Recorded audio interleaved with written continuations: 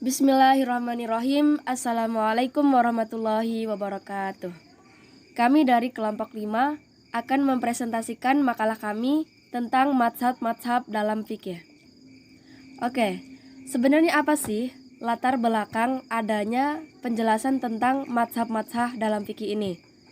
Jadi begini, tidak dapat dipungkiri lagi, rata-rata penduduk Indonesia adalah warga negara yang menyandang status muslim. Bahkan, riset membuktikan bahwa jumlah muslim terbanyak di seluruh dunia, salah satunya adalah negara Indonesia, dan mayoritas dari mereka bermadzhab pada Imam Syafi'i. Namun, tidak semua dari mereka yang benar-benar tahu dan memahami Islam secara hakikat. Parahnya, ada sebagian dari mereka yang belum tahu pula tentang bermadzhab. Pada akhirnya, mereka lebih memilih sekedar ikut-ikutan dengan orang yang lebih pintar. Selain itu, banyak orang yang salah sangka bahwa adanya mazhab ilmu fikih itu berarti sama dengan perpecahan, sebagaimana berpecahnya umat lain dalam sekte-sekte, sehingga ada dari sebagian umat Islam yang menjauhkan diri dari bermadzhab, bahkan ada yang sampai anti-mazhab.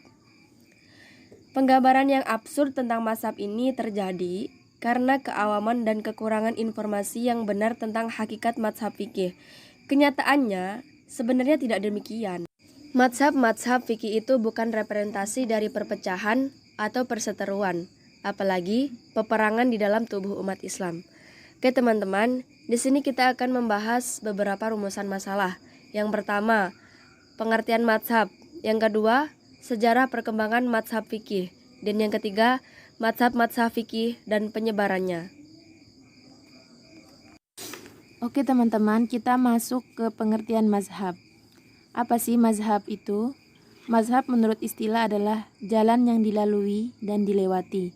Menurut para ulama dan ahli agama Islam, yang dinamakan mazhab adalah metode yang dibentuk setelah melalui pemikiran dan penelitian. Kemudian orang yang menjalaninya menjadikannya sebagai pedoman yang jelas batasan-batasannya, bagian-bagiannya, dan dibangun di atas prinsip-prinsip dan kaidah-kaidah. Mazhab artinya aliran, golongan, paham, pokok pikiran dari seseorang. Mazhab fikih berarti aliran atau paham dalam fikih yang berhubungan dengan penafsiran dan pelaksanaan hukum Islam. Fikih yang dimaksud adalah produk ijtihad ulama dalam masalah-masalah hukum Islam yang didasarkan pada sumber-sumber ajaran Islam, yaitu Al-Quran dan hadis. Dengan demikian, bermazhab adalah mengikuti hasil pemikiran seseorang atau sekelompok orang dalam hubungannya dengan pelaksanaan hukum Islam. Bermazhab Syafi'i berarti mengikuti pendapat-pendapat Imam Syafi'i dalam menjalankan hukum Islam. Mazhab fikih bermula dari pendapat individu, para ulama mujtahid, yang kemudian diikuti oleh banyak orang dan berakumulasi menjadi keyakinan kelompok. Dasar pelaksanaan mazhab ini adalah ketaatan kepada imam mujtahid. Menurut Amir Syarifuddin, terbentuknya mazhab fikih ini ditandai oleh beberapa kegiatan yang mendahuluinya. Pertama yaitu menetapkan metode berpikir untuk memahami sumber hukum Islam. Kedua, menetapkan istilah hukum yang digunakan dalam fikih. Yang ketiga, menyusun kitab fikih secara sistematis dan mencakup semua masalah hukum-hukum. Dalam mazhab terkandung dua hal yang saling berkaitan, yaitu metode dan pendapat atau fatwa. Metode adalah jalan pikiran atau cara yang ditempuh oleh imam mazhab dalam menetapkan hukum suatu peristiwa berdasarkan Al-Quran dan hadis. Pendapat atau fatwa adalah kesimpulan atau keputusan hukum suatu peristiwa yang dihasilkan oleh imam mazhab. Oleh karena itu, bermazhab dalam fikih ada dua macam, yaitu yang pertama, bermazhab fil aqwal, yaitu mengikuti segala pendapat dari seorang ulama tanpa mempertimbangkan dasar hukum penetapannya. Kategori bermazhab ini sama dengan taklid atau imitasi, yaitu peniruan perbuatan seorang yang diyakini kebenarannya tanpa memiliki pengetahuan tentang dasar dan metode penetapannya. Yang kedua yaitu bermazhab fil manhaj, yaitu mengikuti seorang ulama dalam metode ijtihadnya. Bukan sekadar mengikuti pendapat saja. Bermazhab model ini berbeda dengan yang pertama. Artinya, bermazhabnya didukung dengan pengetahuan tentang dasar dan metode penetapan dari hukum yang diikuti. Kategori ini sama artinya dengan ittiba, yaitu mengikuti pendapat disertai dengan pemahaman tentang dasar perbuatan yang dilakukan. Pembahasan yang kedua yaitu sejarah perkembangan mazhab fikih.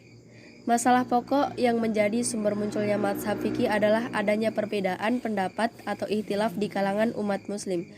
Jika dilacak secara historis, perbedaan pendapat di kalangan umat Islam sudah terjadi sejak Rasulullah SAW masih hidup.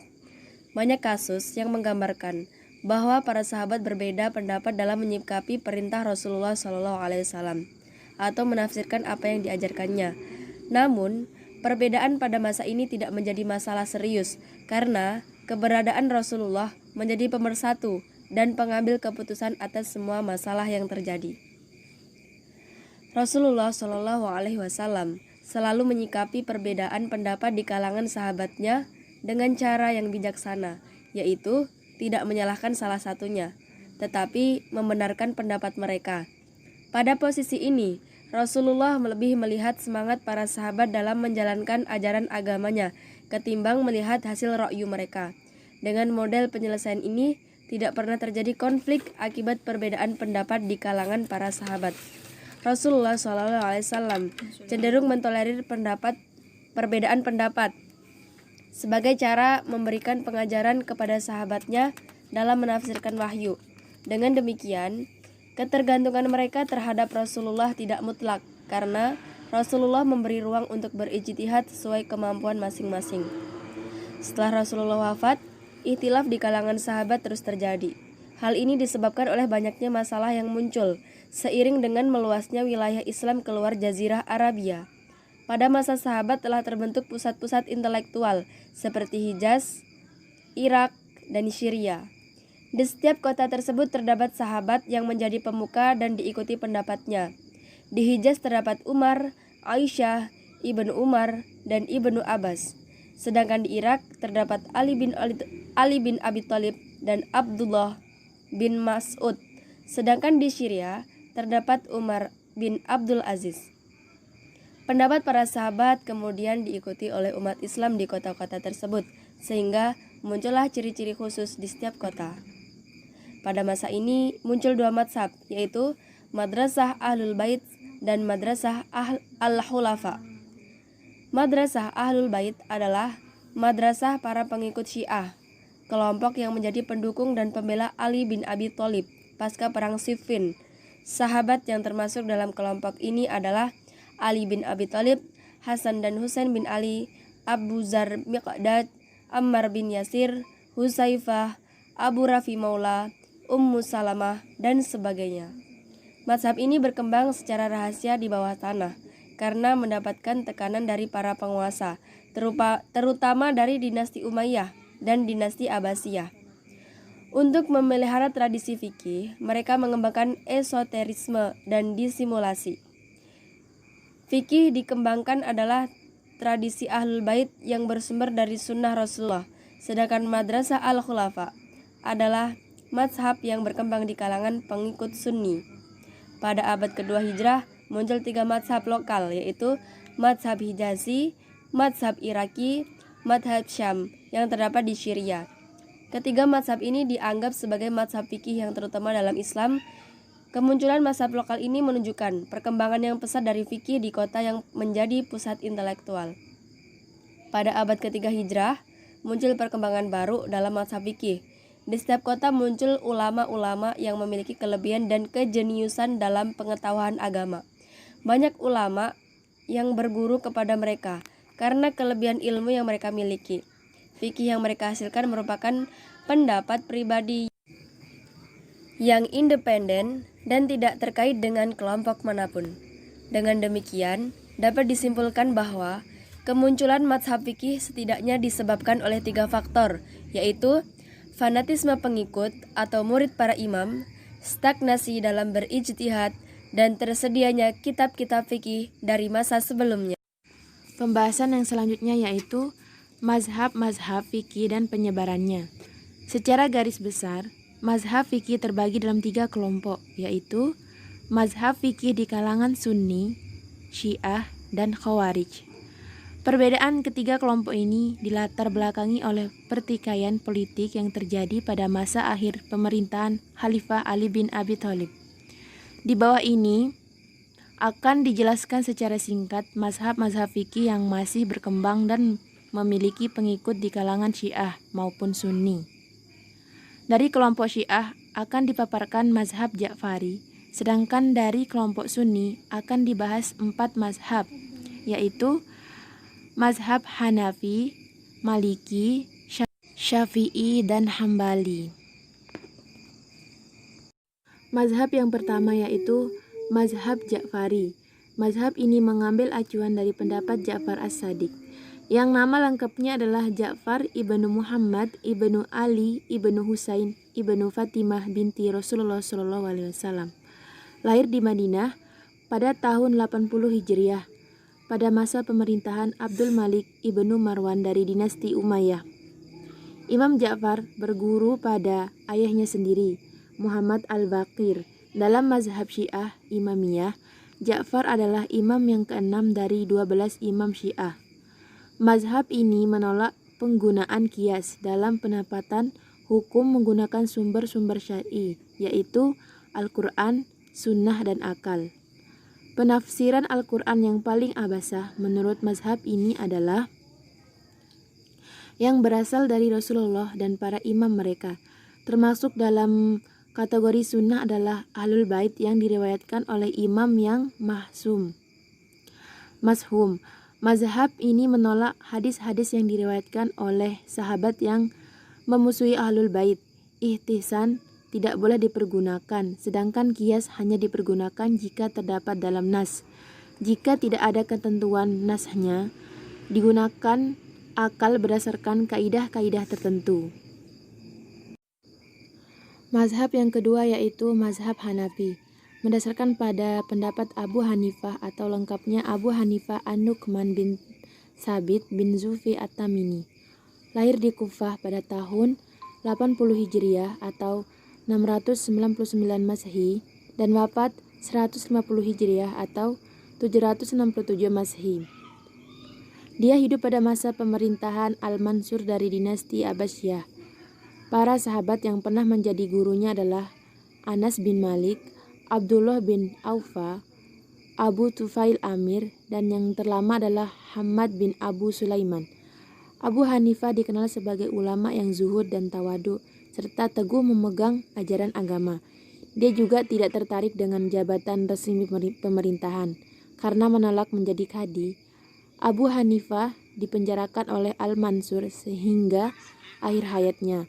Murid-murid Abu Hanifah antara lain yaitu Abu Yusuf, Waqi bin Jarrah, Abdullah bin Mubarak, Muhammad ibnu Hasan al-Syaibani, dan Zafir ibnu al-Hudzail. Di antara karya-karyanya adalah Al-Musuwan, kitab hadis yang dikumpulkan oleh muridnya, Al-Makhrij, dan Fikih Al-Akbar. Yang ketiga yaitu mazhab Maliki. Mazhab Maliki merupakan aliran fikih yang menjadikan pendapat Malik bin Anas sebagai acuannya. Imam Malik lahir di Madinah pada tahun 93 Hijriah. Guru pertamanya adalah Rabi'ah, ulama yang terkenal pada masanya. Kemudian belajar hadis kepada Ibnu Syihab. Karena ketekunan dan kecerdasannya, dia dianggap sebagai ulama yang paling mengetahui tentang keputusan-keputusan Umar, mengetahui pendapat-pendapat Abdullah bin Umar, Aisyah, dan para sahabat Nabi yang lain. Dari hadis dan pendapat sahabat inilah Malik memberikan fatwa-fatwanya.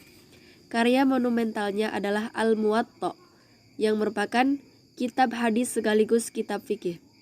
Kitab ini pernah diminta oleh Khalifah Al-Mansur dan Harun ar-Rasyid untuk dijadikan sebagai undang-undang negara. Namun, Imam Malik menolaknya dengan alasan kitab tersebut adalah hasil pemikiran pribadinya, sehingga tidak seharusnya diberlakukan secara umum. Di antara para muridnya adalah Abdurrahman bin Al-Qasim, Ibnu Wahab, dan Imam Syafi'i. Selanjutnya adalah madhab Syafi'i. Madhab Syafi'i mengambil pendapat Muhammad ibnu Idris Asy-Syafi'i sebagai rujukannya. Imam Syafi'i lahir di Gaza pada tahun 150 Hijriah, bertepatan dengan wafatnya Imam Abu Hanifah. Pada usia 20 tahun, dia mempelajari fikihnya Imam Abu Hanifah. Setelah itu, dia menetap di Yaman dan mengajarkan ilmu di sana. Pendapat-pendapat Imam Syafi'i mulai dikenal tatkala dia dipanggil Khalifah Harun ar-Rasyid ke Baghdad. Khalifah mendengar kehebatan Imam Syafi'i dari orang-orang Yaman. Tak lama kemudian, dia pindah ke Mekah dan mengejar rombongan haji yang datang dari berbagai penjuru. Melalui mereka inilah mazhab Syafi'i menjadi tersebar luas. Pada tahun 198 Hijriah, Imam Syafi'i pindah ke Mesir dan mengajar di Masjid Amr bin As. Di tempat inilah Imam Syafi'i menyusun karya-karyanya di bidang fikih maupun usul fikih. Di antaranya Kitab Al-Um, Amali Kubro, dan Ar-Risalah. Murid-muridnya yang terkenal antara lain Muhammad bin Abdullah bin Al-Hakam, Abu Ibrahim bin Ismail bin Yahya Al-Muzani, Abu Ya'qub bin Yahya Al-Buwaiti, Abdul Hamid Al-Ghazali, Muhyiddin An-Nawawi, Jalaluddin Asyuyuti, dan sebagainya. Mazhab yang terakhir yaitu mazhab Hambali.